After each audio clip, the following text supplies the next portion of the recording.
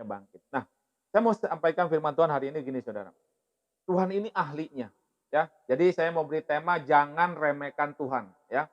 Tema hari ini jangan remehkan Tuhan. Kenapa? Karena ayat ini Tuhan katakan, "Masa aku nggak bisa rubah sih hidupmu? Masa aku nggak bisa perbaiki hidupmu?" Jadi saudara, Tuhan ini sanggup bisa merubah hidupmu. Nih, kita ini tinggal di dunia, ya. Kita ini kan barang berharga. Siapa yang barang berharga? Percaya kan saudara bahwa saudara barang berharga? Karena engkau sudah dibayar dengan lunas, karena engkau barang yang berharga. Nah, gini loh, barang berharga. Kalau emas aja, saudara tahu dong emas ya, ini di dunia ini aja bisa, pudar. Artinya gini loh, masa karatnya pudar. Betul saudara? Emas nih kalau Anda diam dipakai terus lalu di dalam dunia ini nih Anda bawa angin-angin, pokoknya di luar dibawa keluarlah, warna cahayanya pudar, betul ya? Warna emas cahayanya pudar, ya. Ini kan kita bicara emas lah, kita emas karena kan emas yang kalau orang pakai emas itu pasti kan bercahaya kuningnya. Tapi lama-lama kalau dipakai, itu emasnya akan pudar warnanya. Lalu karatnya berkurang. Nah, makanya kita sama nih. Kita ini barang berharga, kita tinggal di dunia, kita tinggal di dunia. Ini pasti kita akan berkurang kadarnya. Nah, makanya kita bisa rusak nih. Cahaya kita berkurang, kita rusak. Karena apa? Karena dunia ini kita tinggal dalam dunia ini. Karena ada sesuatu yang akan merusak kehidupan kita secara pribadi antara kita dengan Tuhan. Makanya dengan ayat ini kalau saudara mengalami rusak hidupmu, ya. Kalau Anda mengalami satu tekanan, kalau Anda mengalami satu permasalahan. Ini kata periuk begini, kalau ada periuk atau ada bejana yang rusak, somplak, bolong, pecah, Tuhan bisa perbaiki. Tuhan bisa perbaiki. Lihat perhatikan saudara, artinya gini saudara, ayat ini Tuhan mengatakan aku ahlinya. Makanya jangan remehkan Tuhan. Jangan salah datang saudara, ya. Saya yakin Tuhan ini ahlinya. Kita ini diciptakan oleh Tuhan. Kalau engkau datang bukan kepada Tuhan yang bukan ahlinya, yang bukan penciptanya, kamu nggak akan bisa bisa baik.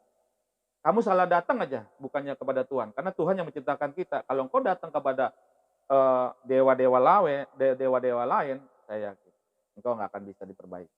Bisa perbaiki, tapi jalannya melenceng. Ibarat mobil, kamu datang misalnya mobil Toyota datangnya ke pabrik Daihatsu, ya beda saudara, beda. Nggak akan bisa benar. Tapi kita nih, kita kan ciptakan Tuhan. Kita kan diciptakan oleh Tuhan. Perhatikan, kita kan diciptakan oleh Tuhan, maka datanglah kepada Tuhan yang menciptakan kita. Dia tahu kerusakannya, dia tahu semua apa yang harus diperbaiki. Dan dia punya spare part semuanya. Dan dia punya berkat-berkat yang bisa memperhalus kembali. Artinya apa? Kita bisa diperbaiki kembali. Kita bisa dipoles kembali oleh Tuhan. Untuk apa? Untuk menjadi bejana yang indah. Siap saudara untuk mau jadi bejana yang indah? Karena dialah ahlinya. Yang pertama, supaya kita benar-benar yang Tuhan inginkan, supaya Tuhan bisa memperbaiki. Yang pertama ayat ini saya mau ambil gini loh. Kalau kamu mau diperbaiki oleh Tuhan, yang pertama gini, Tuhan ingin engkau datang kepadanya. Ya. Yang pertama Tuhan ingin kau datang kepadanya.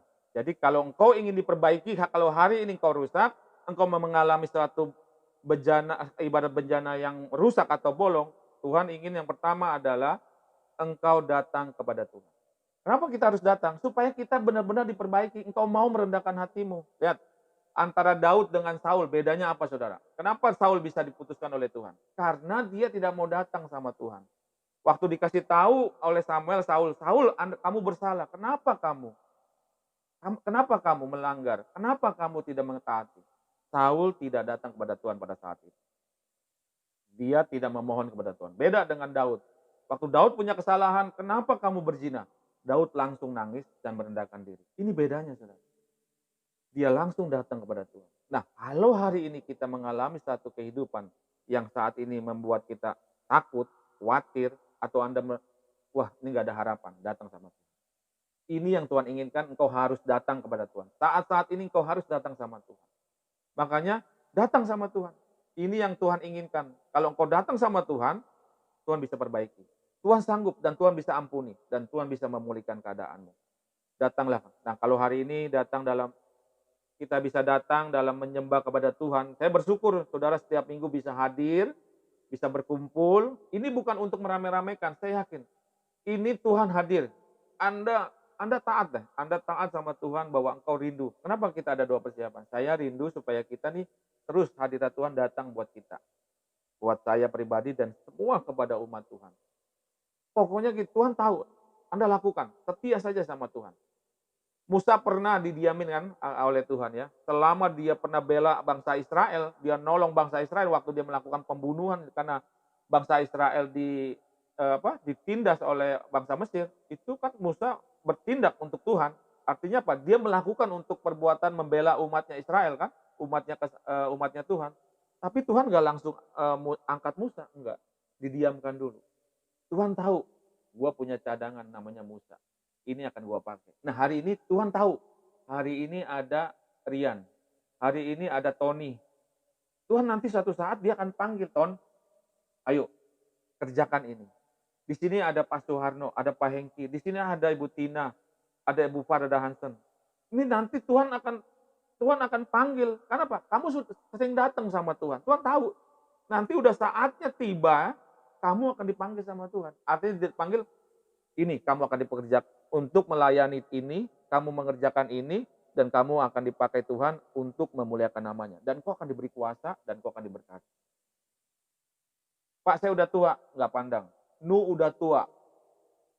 Kalau Nuh aja sudah tua mau dipakai sama Tuhan untuk nggak ada Nuh, nggak ada generasi yang baru loh. Kenapa? Tuhan habiskan semua umat manusia.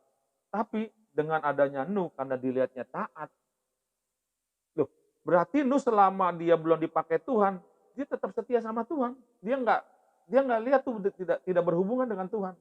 Tapi waktu saat Tuhan mau pakai Nuh, tinggal dipanggil. Ini Nuh orang yang setia. Ini Nuh orang yang taat. Nah hari ini saya berdoa, engkau yang taat datang kepada hadirat Tuhan. Setiap hari Minggu kita berkumpul. Ini Tuhan lihat. Nanti satu saat, waktu ada tugas yang Tuhan berikan, engkau akan dipakai oleh Tuhan.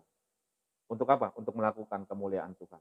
Tiba-tiba, Tony, ayo, aku mau pakai engkau untuk kemuliaan namaku. Sehingga melalui Tony, nama Tuhan dipermuliakan. Saya nggak tahu saudara, jalan terus setia sama Tuhan. Dan datang sama Tuhan. Ya. Jadi kalau hari ini saudara, kalau dalam keadaanmu tidak menentu, mungkin dalam masa pandemi ini, khawatir, Pak, Bapak boleh banyak bicara. Tapi keadaan seperti ini, datang sama Tuhan. Tuhan bisa perbaiki. Tuhan bisa perbaiki. Yang penting saudara, Anda harus datang kepada Tuhan. Setia sama Tuhan. Tuhan tahu keperluanmu, Tuhan tahu. Seperti tadi Tony mengalunkan musik. Allah mengerti, Allah peduli segala persoalan yang kita hadapi. Dia mengerti persoalan yang saudara hadapi. Saya percaya kalau Allah mengerti dan Allah peduli, persoalanmu Tuhan bereskan semua. Tapi engkau datang dengan rendah hati. Kamu mau diperbaiki. Jangan salah bengkel, jangan salah tukang. Kita punya tukang periuk di sini, kata Tuhan, aku bagaikan tukang periuk. Jadi jangan salah datang. Ada banyak tukang periuk, tapi kau bukan datang kepada ahlinya. Ada banyak bengkel, tapi kau salah. Orang itu belum ahlinya. Saya berdoa, hari ini kita punya ahlinya, yaitu Tuhan Yesus. Datang sama Tuhan. Ya. Nah, yang pertama itu datang. Yang kedua, Tuhan ingin kau diproses. Ya, Tuhan ingin diproses. Nah, yang kalau namanya bejana bolong dan pecah, nggak mungkin ditambal. Kalau ditambal kelihatan. Bejana yang bolong besar kalau ditambal itu kelihatan belang dan tompel-tompelnya itu. Minimal mungkin sama Tuhan dia hancurkan. Ya, ibarat kalau mobil sama. Kalau mobil udah nggak bisa jalan, turun mesin. Nggak mungkin nggak diturunin mesinnya. Akan diobok-obok itu di dalamnya mesinnya. Supaya apa? Melihat mana yang rusak lagi. Itu akan diturunkan. Saya nggak tahu hari ini apa yang diturunkan oleh Tuhan dalam hidup. Tapi saudara, Tuhan sedang memperbaiki sebenarnya. Ya, jadi Tuhan sedang memperbaiki. Tahankan. Jadi Tuhan yang kedua adalah Tuhan ingin engkau diproses. Supaya apa? Bisa diperbaiki. Nah, dalam proses ini butuh waktu. Yusuf diproses berapa lama? Jauh saudara. Yusuf bisa aja waktu dalam masa proses dia tinggalkan, bahkan ada godaan waktu dalam masa proses. Dia ketemu, istri Potifar. Loh, kenapa? Itu menurut saya manusia. Kalau Yusuf bisa bisa saja dia melakukan untuk dia berhubungan dengan Potifar. Tapi dia tahu bahwa dia sedang dalam proses. Dia harus tahan, dia harus kuat. Nah, maka dalam waktu masa proses, saya berdoa, Anda tetap kuat, bertahan. Kenapa? Waktu engkau bertahan, engkau akan melewati masa-masa itu. Ya,